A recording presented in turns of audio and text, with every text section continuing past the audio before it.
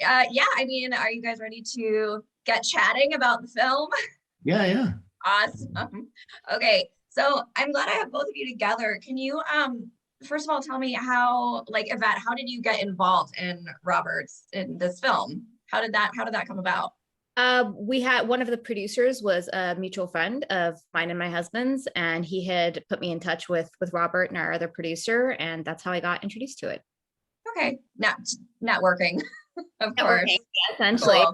But of course, I had heard of his films, and they gave me an opportunity to watch The Killing of Two Lovers before it was released, and I hadn't had a chance to see it yet at Sundance, and of course, I was blown away. So I was really excited about the potential opportunity to work with him, and I was really grateful after a couple of phone calls that he was interested too, and it went from there.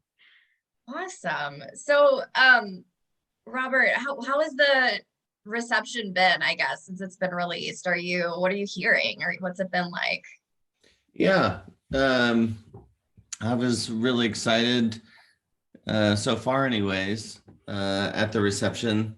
I think one of the things that's really exciting in my experience anyways has been kind of the film really in many ways requires you to bring kind of the perspective of the individual who's watching the film to kind of almost like, there's a what would you do kind of element to the film that for me is really, really exciting because it's not kind of experienced only in one way. So that's been really exciting.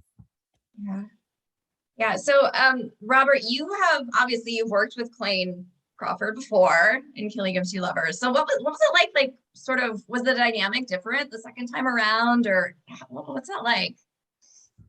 Yeah, I mean, I would say that the making a second film, you end up knowing each other's kind of process a little bit more, and preparing for that process. For Clayne, for example, is not a fan of kind of lots of takes, and he likes really to work kind of organically in the space, and so it's like kind of allowing that time by doing kind of longer takes, longer shots, so we don't have multiple setups, so that it doesn't burn out by the time we're kind of done shooting out a scene. So yeah, I would say it was probably a little bit more prepared in the collaboration for what we'd be dealing with. So as you say that, there's a scene that sticks out to me, and it's like you said, it's one long take, and it's when Joe gets back out to his truck and just sort of breaks down in front of his truck and goes through all these different emotions, and it's, I just crazy, blown away. What is it like? Can you talk me through what it's like on set? How many people are there when you're shooting a scene like this? Like, what's the process? Yeah, I mean, that scene specifically, I mean, both films had pared down crews, so we have maybe 6 people on set. And I think one of the things that's really important is, with this scene specifically, is any kind of non-essentials when you're dealing with kind of a scene that requires so many kind of emotional shifts need to not be there, so they're not a distraction. And then everyone else needs to, like, for the most part, not move. And that's a bit challenging because we were on a dolly and just slowly kind of dollying as the scene was kind of occurring. So there was really a need for me and Jack, who was the key grip, to kind of have a communication as far as like how the dolly would be moving. Oscar is a cinematographer, but was also camera operating, and I knew he would be fine with kind of his camera movements, but needed to kind of have a discussion with Jack. So I stood really right kind of where Jack was. And then it's just really having a dialogue. I mean, a lot of what is going on there is in the script. And so there's a lot that's necessary as it relates to having a conversation with Clayne as far as like it relates to where the script is going. But again, because he likes to work organically, there's I'm not looking to hold him to like this happens and this happens and this happens. More it's like, can you follow the emotional arc of what was kind of written within the script and go through the emotional shifts that's happening, that exists more, I think, in the real world when we're in this case for this scene. It was like so very critical, not necessarily that all of us would act that way if we were in that situation, but that you understand that Joe is very much concerned about himself at the same time this kind of tragic events occurred. Yeah. So Yvette, when you have all this footage in front of you, do you ever just watch it and go, wow?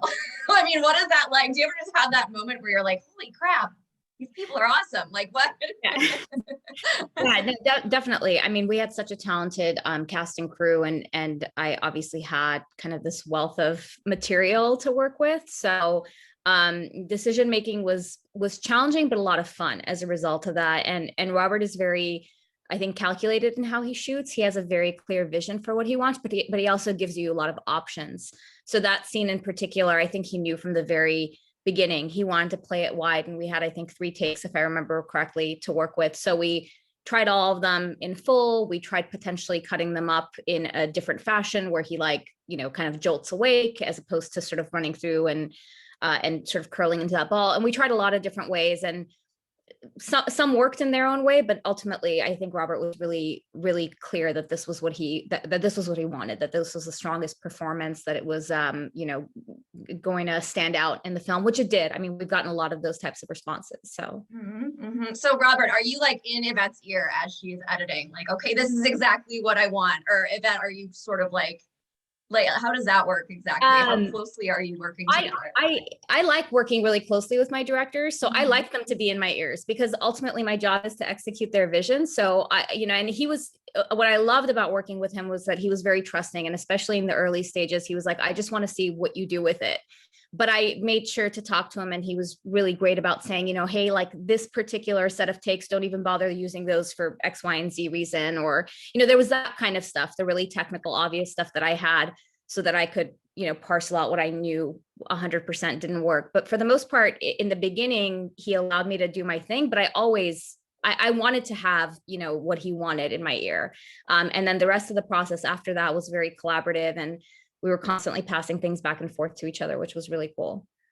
Yeah. Yeah. So, I thought that this is kind of a unique approach because we were, you know, in the middle of the COVID. So a lot of what we were doing had to be done. I think in the normal situation with the event, I would have been just sitting in a room. Yeah. So it wouldn't necessarily be in the context that I would be in her ear, but because one of the things you, as a filmmaker in general, you don't want someone to go down this giant rabbit hole that like, you were like, oh no, I just like had you waste so much time. Sure. Yeah. So one of the things that was really nice was that with Yvette and I is that I think we talked a lot more than we did ever just sit and critique specific edits. So for me anyways, I just appreciated the fact that we kind of had a dialogue, and then she went and then would edit, and then she would bring it back, and then we would get to watch it. That for me was really exciting, because then it allowed me to see kind of where she was coming from and how she was experiencing the material. Because you always forget that, you know, sometimes I read this article once where, you know, Spielberg talked a lot about like they shot the scene for 2 weeks, and then it was like it made it into like, I think it was like 3 seconds of the film, and he was like, yeah, but we worked so hard. And it's like I actually appreciate that Yvette wasn't actually aware of like how long anything took, so that she was able to like edit without the consideration of like, oh yeah, this was really hard, there were so many people involved. It was like, no, it doesn't work, or it does work, and this is how it will. Yeah. I didn't, and that was the other thing, because I didn't get to be on set, and in other cases I might have been able to be there while they were working. So it did really give me a lot of distance from, like Robert said, from the shooting, and allowed me to really look at it with fresh eyes. Interesting. So now that you've experienced sort of both ways, like which way, is there a way that you prefer? Like being really there and watching it and hands-on, or? I think there's benefits to both. I think there's a lot of, editors who have famously been quoted as saying they never, they make it a rule not to go on set. So I think there's a lot of benefits to both. I think in this day and age, I think it's important to be involved.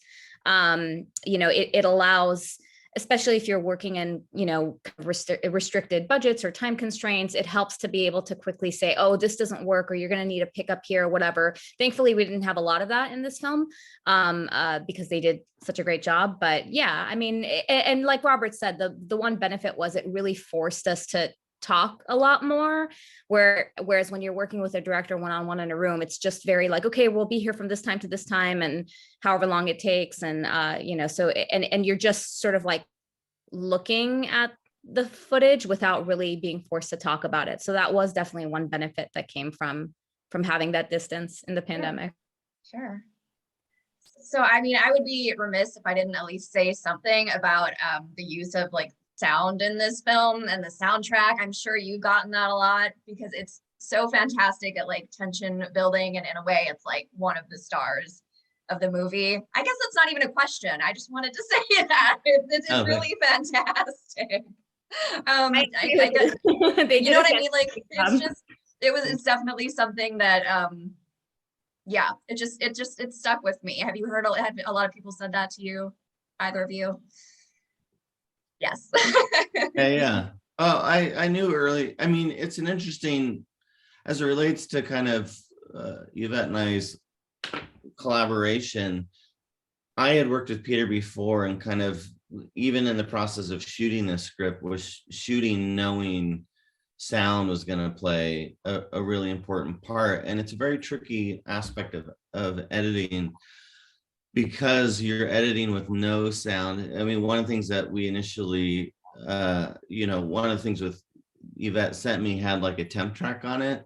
And it was like, I was like, oh, we can't have a temp track on here because I don't even want to get comfortable with anything that's not what Peter's gonna do.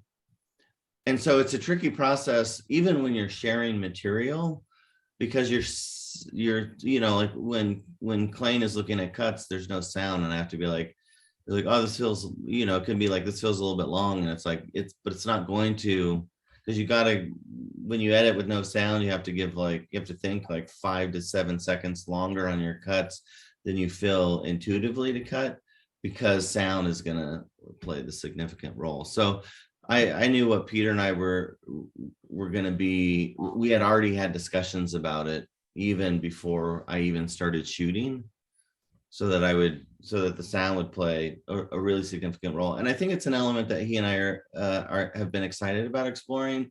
And I think about it often, because even like I just watched the other night Penny Marshall's Awakenings with De Niro, and it was like, there's like this scene where he finally wakes up, where there's just musical score, the same score, which Randy Newman wrote, who's amazing, but it's playing through multiple scenes the same. And I was like, what's happening here? Like the entire emotional way that I'm feeling is being motivated by this music, but what's happening is not. This guy just woke up. He's finally like, he's met this girl and he's kind of like falling in love, but he's mentally, 12. I'm like, there's so many things happening, and the music's just like, oh, this is all happening, and it's like, don't worry about it all. And I'm like, man, if you remove the music and had Peter do the score to Awakening, it would be an emotionally, it would probably hit with the proper emotional impact of a film where somebody's been catatonic for 30 years and then wakes up, as opposed to this, like, let's throw a romance, this like kind of romance love story in the middle of this like insane reality, it's so important. Yeah. I was just going to say, I mean, obviously, having watched Killing of Two Lovers, I knew that sound was going to play a huge role, which I was very excited about, because I agree with Robert. I think in a lot of films, it's sort of like the last thing that you think about, but Robert was thinking about it consistently throughout the shooting, throughout the cutting. That was probably the one thing that was very challenging for me, is because I'm very accustomed to doing sound design. So I wanted music to help me pace. I put in, very basic, sort of the Doors shutting and the background forest and this and that. But Peter and our sound and our composer also, William Ryan Fritch, also took it to like this whole new level, which was very exciting. And then we had a chance, like Robert was saying, we were leaving things very long. And once they had a chance to do their first pass on it, being able to take it back and say, okay, now this feels too long. This feels like it could be a little bit longer, and being able to make some of those shifts now that we had what was in their head was really exciting, because then that helped shape the film and really complete it. Yeah. Amazing. Okay. Well, I want to, I guess, fast forward to the ending, Robert. It's kind of an open-ended ending, right? So I guess, is the goal you want us to sort of put ourselves in Joe's shoes, like what would we do, or is there a question you want people to be asking, or a broader message that you want people to leave the film with? Yeah, I mean, in many ways this is like a parable, and I was thinking a lot about kind of these biblical stories that we've been grown up with culturally in the United States, that there's this distance as it relates to them. Like if you take Noah's Ark, for example, it's like, if anyone analyzes that, you begin to be like, okay, how did the lions just not eat every every creature in there, right? But that's the purpose isn't necessarily the reality of that scenario. There's deeper kind of elements to it. In the context of the integrity of Joseph Chambers, I felt the same way in the writing process. I was like, well, yes, I want to write about the story, but I also want to speak about the human condition, and how often our initial approach, if we just allow it to exist, is very selfish. And we make decisions that we think oftentimes are to benefit, greater good, but in reality, service us. We think about servicing us. So for me, at the ending, there's an open aspect to the film, but at the end of the day, if you really think about it, what's going to happen at the end of the film is Joe's going to make sure the best narrative is sent forward, and whatever puts him in the best situation is the end game. I mean, one of the things that was really interesting as it relates to Yvette and I editing is there was, in the process of shooting that scene, there's this line where Clayne says, I want to see Tess and the boys, and that's not in the script. And initially when we were shooting it, I was like, oh, Clayne is using this to kind of like as an actor to get himself mentally in the right space, and it was giving this really great performance. And Yvette put it in the cut, and I was like, oh, but I didn't like it. Like I initially didn't like it, and I just sat with it because she made this decision. I'm like, okay, she made this creative decision, and I'm thinking about, again, I'm behind the camera and all the stuff that's happening in that room. And the more we went kind of along with leaving that there, the more I began to understand. I was like, oh, this isn't Joe wanting to see Tess and the kids. This is a manipulating tool to make the sheriff more compassionate about the scenario that's laying. And I was like, oh my gosh, this like goes back to like other parts in the film where he lays the kind of this groundwork where he very much is going to be concerned about himself and position himself. And I'm like, oh, these subtle lines that Yvette chose finalize it for me, that at the end of the day, Joe will always kind of do what's best for him. Wow. Okay, I'm starting to see the film in a whole new light now, just talking to you. Oh my gosh, amazing. So what's next for the movie as far as like distribution goes? Like, how are people gonna see it after Tribeca? Yeah, we're talking to a distributor right now, which obviously we can't officially announce.